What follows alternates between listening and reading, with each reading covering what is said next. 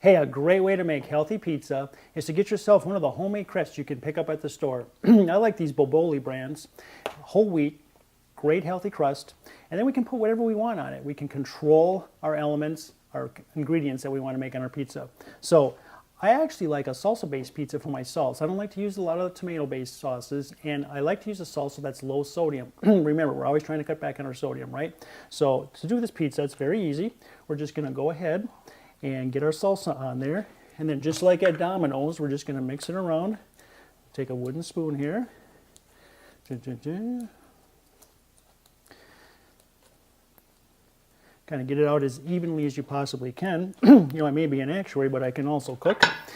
And then what we do is, I like to go with some chicken. So we'll go ahead and kind of even out our chicken throughout the crust.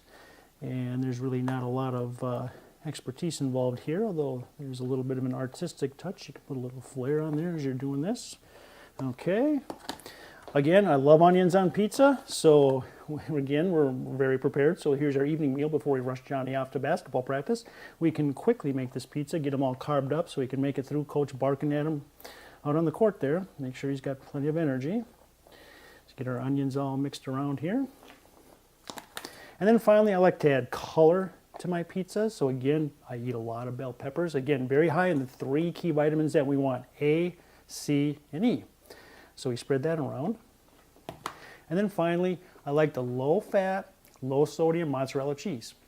And pizza is not complete without cheese, and I know we're trying to watch our calories and our fats, but cheese, again, is a casein-based protein, so it is slower digesting. So around dinner time, anything we can do to kind of keep a good protein mix in our bodies as we're approaching bedtime is a great strategy for muscle building. Okay, that looks pretty interesting.